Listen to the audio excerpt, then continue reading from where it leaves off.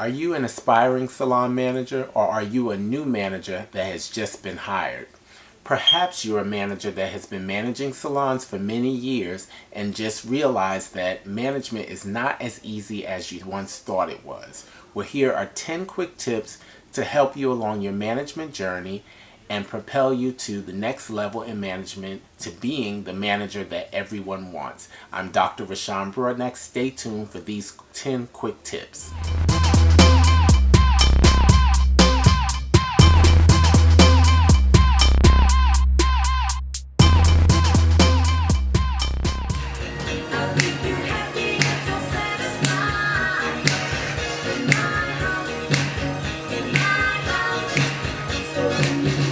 Good evening, ladies and gentlemen, and you hear the theme music, so you know exactly what time it is. It is In My House by the Mary Jane Girls, and I, of course, am Dr. Rashawn Broadnax here with your business tips for the week. So this week, I had a very interesting question which talked about management. So I know that it's often a thing that people think is so easy. You know, anybody can be a manager. I can tell people what to do, but it is so much more to it than just that. And especially when you're dealing with people in the salon industry or the barbershop industry, because we are creative folks, and Lord knows we can be some of the most difficult people to work with because we are creatives. So I just jotted down a few business tips, or I'll say management tips, that I think are so important when it comes to managing a salon. For many years, I have a hand in managing a salon chain here in Washington, D.C. And I have to say that I thought that I would be a great manager. I had some experience prior to doing so. I had learned a lot before then, but I have to say this experience of being a salon manager from, let's say, like 2006 up until now, I have learned so much more, and those are a couple of things that I wanted to give to you guys this evening. So without further ado, I want to give you the 10 tips for the first-time salon manager or the veteran salon manager. Again, these are tips that I feel would help anyone in a management position, especially when it comes to dealing with creatives. So the first one is customer complaints and reviews. How do you deal with them? So I know for me, it was often hard to deal with complaints because I felt like the business was my baby, and any complaint against the business was a complaint against me, and so I would take it personally. But one of the things that I've learned is that you can't take a complaint personally. Take it for what it is. Eat the meat, spit out the bones, so people say. Take the pertinent information, all the extra that may come along with it, just kind of put that to the side, but take the most pertinent information and address that. And the best thing that you can do is always address a complaint. You know, you can apologize for the complaint. One thing that I heard most recently is someone said, never say I'm sorry when it comes to a complaint or a review, you know, because you're not sorry. But what you can do is apologize for the particular situation that the client has experienced, and then put yourself in their shoes and think, if you had experienced that particular situation, how would you feel? So if you look at it from that standpoint of putting yourself in the position, you always have a new vantage point for looking at the complaint, and it'll better help you address it and figure out where you need to go moving forward, and also give you a clear vision, or a clearer vision, as to what you may do in the future to keep things like that from happening again. So number 2, HR issues. HR issues in the salon, like, commonly are where two employees have a grievance or some type of ought with one another. How do you address that? Personally, I like to address them separately first, because I don't like to put people who just experienced a volatile situation back in the same space with one another. Where some people say, well, you know, bring them together and talk about it. Everyone is not that mature, I hate to say, to be able to come together immediately or they're not as calm-headed, I will say. That's probably a better way to say it. They're not as calm and level-headed to be able to be put right back into the same space with one another and talk about their issue or what have you. So it's best to sometimes talk with them separately, hear what they're both saying, try to figure out where the problem may really lie, because sometimes as people talk, you start to get a sense of what the problem really is. You can talk to them and kind of dig into the problem separately, and then maybe after you've made a decision or made a determination or kind of gotten to the root of the problem yourself, you can bring them back together after, an hour has passed or maybe the next day, so that you can calmly discuss what has gone on and then move forward from that point. Number 3, recruitment, which is so important. So recruitment, there's definitely a process to recruitment. You want to identify what vacancies you have right away, and then implement a process to get people in. So of course, I would say never, if you're in a salon, you never want to have empty chairs just sitting there. You always want to remember that you have one chair here that may be vacant and one chair over here. So look at it from a financial standpoint. If those chairs are vacant, how much money are you missing? How much income or revenue is passing you by having those 2 chairs available or open? So now sometimes you may have a good reason for having them open, but I would just say continue to think of it from a financial standpoint. What are you missing by having those 2 open? Then implement a process to have the chairs filled. Be it you're going to post ads online, if you're going to post something in the newspaper, whether you want to do a paper flyer, whatever method or social media you have for getting the information out about your availability and inviting people in, get that started immediately. If you have an employee that gives their 2-week notice, you want to start recruiting for that space immediately. Don't let a single day go by while leaving that chair open if you can help it. Now, one of the things that I personally like, in order to get the ball rolling, you want to offer phone interviews. So say you have an applicant, before scheduling them to come into the salon right away, you want to talk to them over the phone, get a sense of who they are over the phone, because a lot of times you can get an idea as to whether or not this may be a person that you would want in your space, or it may not be a person that's not a good fit for your space. So implement phone interviews first, then move on to the in-person interview. The in-person interview is more solidifying that we want you and we want you to come in and see what we have to offer. The phone interview is, I'm listening to you to figure out what do you have to offer me, Now, the second portion coming in, again, you want to, is having the person come in to see the space so they can see what you have to offer as a business.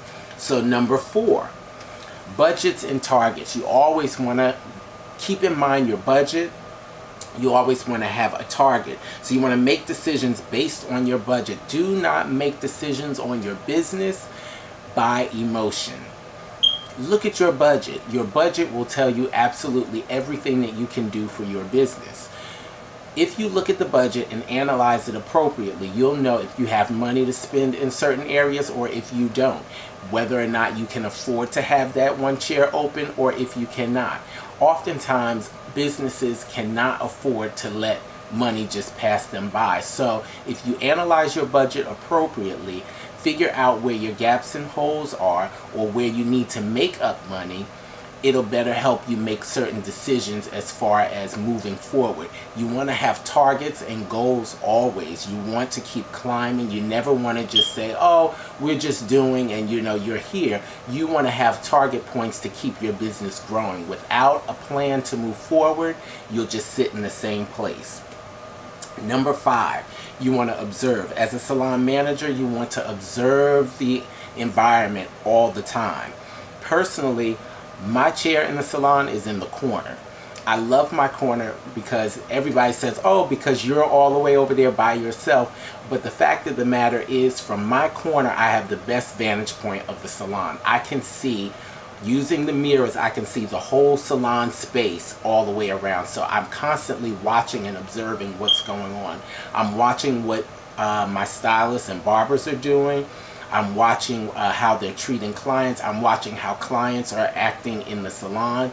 I'm watching everything and being observant of the whole space because I don't want to miss absolutely anything. I think the one moment that I do miss something will be the moment that something very serious may happen. So you want to have a point where you can constantly observe what's going on and just be mindful that you are in charge of the space around you.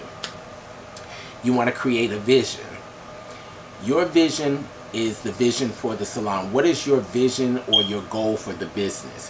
What are you trying to attain? So if you say, I want to bring up the profit margin for the, or the profit line for the business, let that be your vision and now implement or work on a plan to doing that.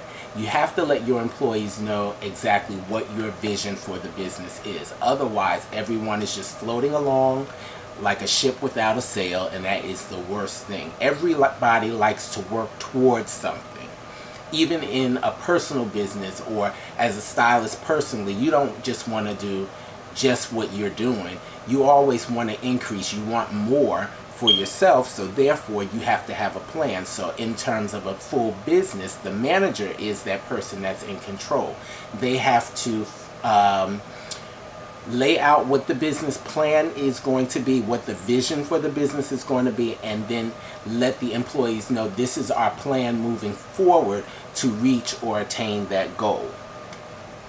So number 7, have individual meetings. Now this is something that I really like. An individual meeting does not always have to be a formal meeting. It's just an opportunity to sit down with someone to find out what are their goals.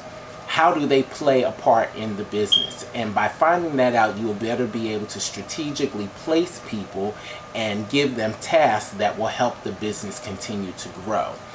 If everyone is just doing what they do, then there's no moving forward or there's no moving together as a team.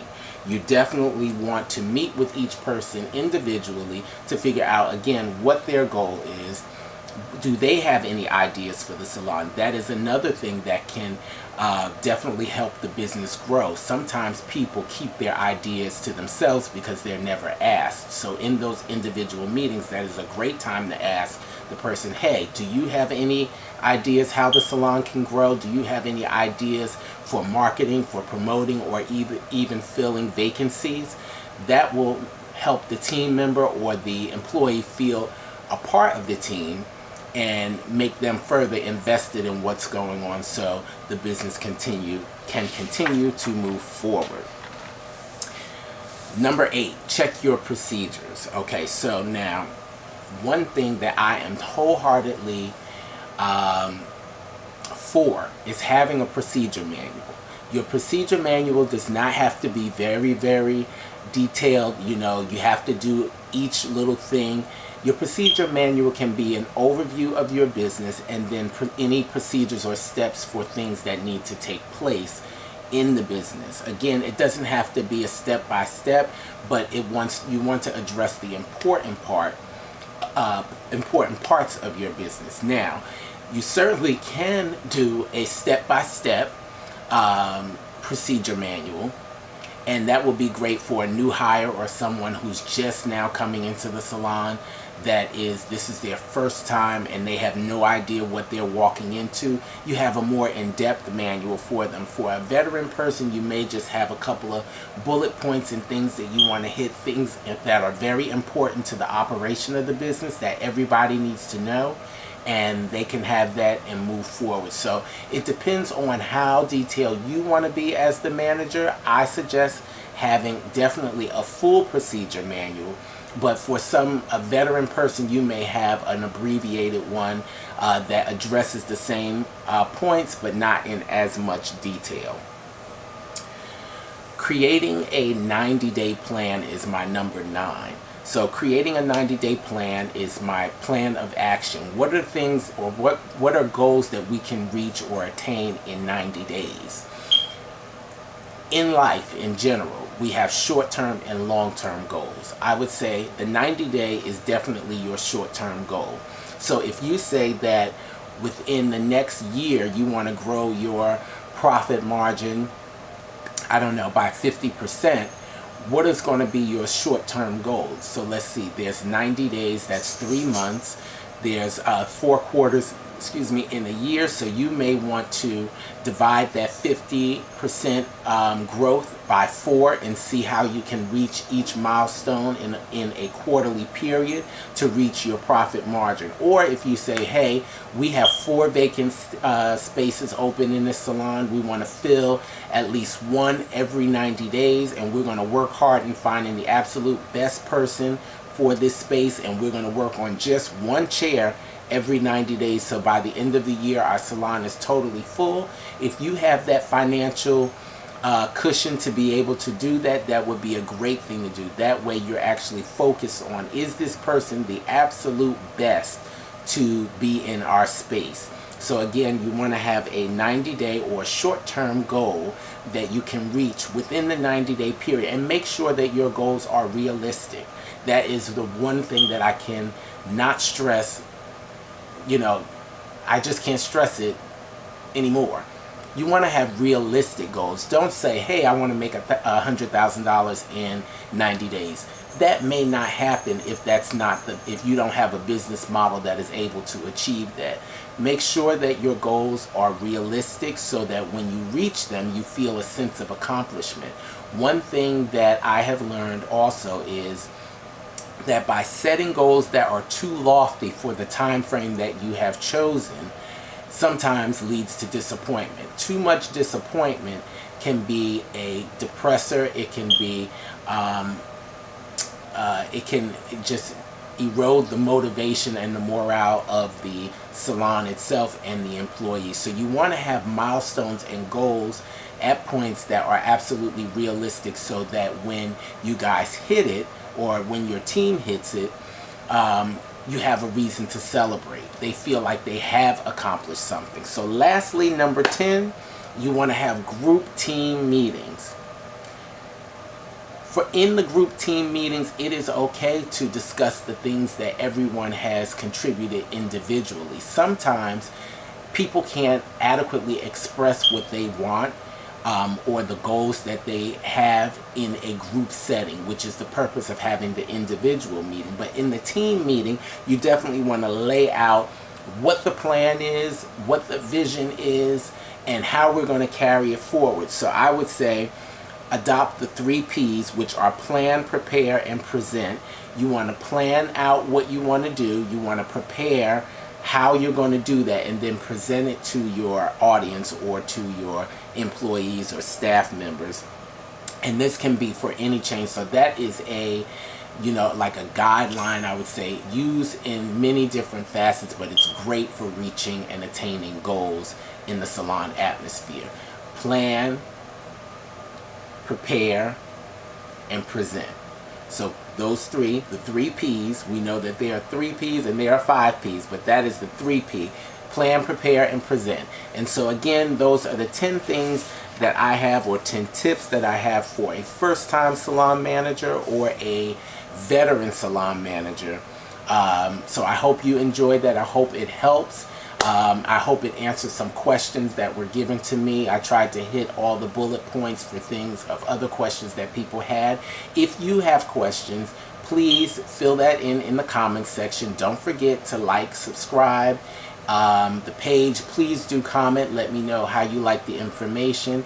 If there's something in specific that you would like me to address, I'll be more than happy to do so. So again, this is Dr. Rashawn Broadnax. Welcome again to my home, and I hope you enjoyed this evening's tip session. Have a great evening.